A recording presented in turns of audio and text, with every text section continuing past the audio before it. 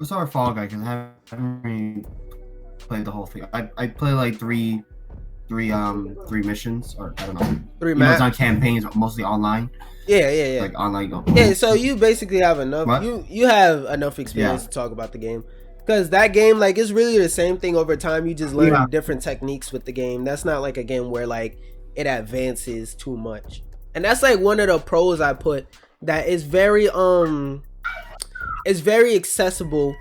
Like, that's a pro and a con, really, because like its accessibility is maintained in ways that kind of hurt the game in a sense. Like, for example, they one way that they made it accessible is they basically made the platforming bad on purpose, which, like I said, kind of hurts it, kind of doesn't. Like, it makes it so Why? that Because like only. no, I'm talking about the controls wise. Like, it's very accessible, so somebody who's not very good at video games in general, or who isn't like a platform player, can pick up and play the game. And somebody who's good at platform games can also pick up and play the game. But for somebody who's familiar with platformers, they'd go, ew, it hurts to play this because these controls feel clunky and your character feels slow. But some of my pros are that, and this one I don't know if you'll be able to like understand or see it, but this game is very, very, very content creator friendly in the way that it's designed and structured. Basically, like, I'll put it like this: like, in terms of art, there's two ways to do art in my opinion. There's the way that most people know, doing it because you want to express yourself and have fun and stuff like that, and to make money. I feel like this game, and not in a greedy way, was designed to make money, but they're not greedy about it. You know how like with like EA games, like, damn near to be halfway decent in the game, at some point you gotta buy VC and spend it on the game, versus like in Fall Guys, it's like the VC doesn't upgrade your abilities, it doesn't make you better at the game, it just makes you look cooler and look different at the game. Like, that's about it. So like, I skins too, right? say again.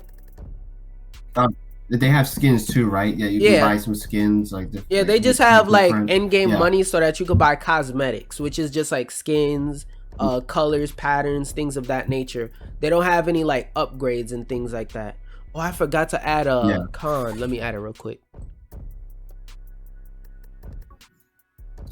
Yeah, because it was fun. That even when I just played it, I didn't play. It was like the shortest thing. All I played was three. I was gonna say missions, but it was just fun at the first. It was absolutely fun. That's what. Just had a good time with that.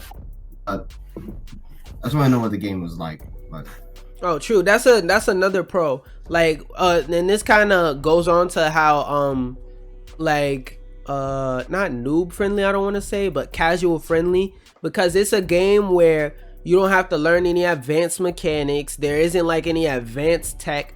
There's just the difference between I know how this map works and I doesn't know how this map works, versus, let's say, Smash Brothers, where there's, yeah, I know how to do a special move, I know how to do a regular attack, but then you gotta learn attack canceling, then you got, I mean, not attack, then you gotta learn auto canceling, then you gotta learn how to tech, then you gotta learn the difference between tech in and tech out, and tech in and tech out also suffer the staling. Then you gotta learn what staling is, then you gotta learn how not to get tech chased, then you gotta be able to read tech chases, and in order to read tech chase, you gotta know what the other characters' tech chase options are and which ones they favor picking. Like, to somebody who never played Smash in their life, they'll hear all that and they'll go, bro, what?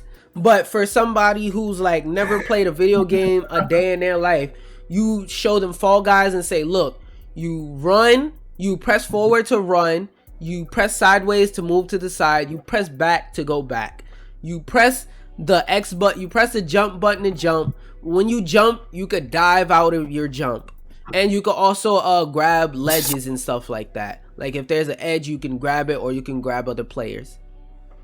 Boom. Like, literally, that's all you need to hear to understand the game. Like, you oh, sorry, bud. You understand the whole entire game and everything about playing the game once I say that. Versus, like I said, with a game like, let's use a different game, for example. With Mario, there's jump canceling, there's the floaties, there's the different timings, then there's the different mushroom power-ups and the ways that you could use them. Then there's different tech with that. Then there's slides. Then you gotta learn the glitches and stuff like that. Versus Fall Guys, like I said, run forward, move left, move right, jump, dive, grab. That's the controls. Like, that's all you need to know. That's all you need to learn. So another thing I put, going on to more like the art side and the way that it's designed. The art is very vibrant and appealing. And you know how certain other games, like, you can only really use the center of the screen, and then the sides of the screen is like 100 other things there. Like, it's HUDs, like, telling you all this other extra information. With Fall Guys, it's just your character. You can see other people's characters, their names if you want, and then the board. Like, it's not a bunch of stuff on the side. So that's why I say it's very content creator friendly, because let's say you use a webcam or something like that, you could put it wherever. And the way that it's designed with the short form content, to where, as I said earlier, you can hop in, play it, hop out, and have as much enjoyability as you want. You could sweat and play the game for 1,000 hours, or for 1,000 hours a week, or you could play it for like 2 hours a day, like an hour, 20 minutes a month, and like it'll still be satisfying in a sense. Like, that's how I feel about it. And like, I feel like all the maps are fun in their own different ways. I hear a lot of people complain about the team games, but I didn't really feel any type of way about the team games and like how they operated. The only team game that I kind of like struggle with is the one where it's 3 teams and you gotta move the soccer ball in and out. I feel like that one is really hard unless everybody on your team is 100% coordinated, and that's not really an option most of the time. So there's that. And like I was saying earlier, most of the maps, they feel they don't feel skill based. Let me edit that wording. They feel more like they feel more like in a sense they feel knowledge based. That's how I'm gonna put it. With the maps, it feels more like if you know the map, you have a good chance at winning. You don't have to like, you have to pay attention. Basically. Yeah, like, you don't have to sit down with a notebook and write down every little single detail about every little single inch and minute of the map. It just feels like you have to there's little cryptic messages, or like evil. You ain't gotta sacrifice yourself to the gods just to figure out how this map works. You can just look at it, common sense. Okay, there's a part right here where there's a left path and a right path. I want to choose the right path. I want to choose the left path.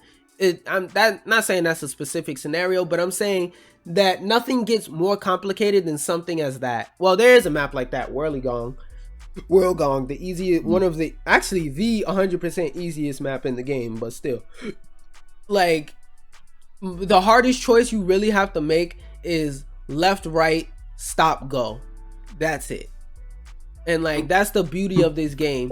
It's very simple down to how it controls, and it's really just, like Caesar said, a matter of paying attention. That's it. Also, for one of the negatives, like, not too much on the PS4 version, because I did run into one on the PS4 version, but I've seen most of it on PC. There are hackers in this game in Fall Guys, like people who use wall hacks and speed hacks. Like actual hackers? Huh? Not like actual hackers, not like you're a hacker because I say you are. No, like actual hackers, like people using speed hacks and wall hacks and things of that nature, which I think is corny. But you know, no matter what game you make, if you put the game on PC, there are eventually gonna be people who hack it.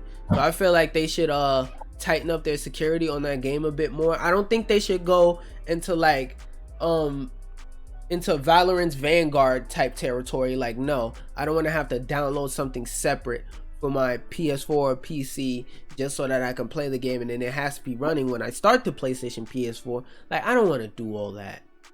Just tighten up your security, make it so that those hacks don't work, make the values unchangeable, something. Just fix it and don't make it complex. It shouldn't affect the players, except in terms of less hackers. That's what I'm trying to say. Oh, you know what's in the hackers? What? World at War.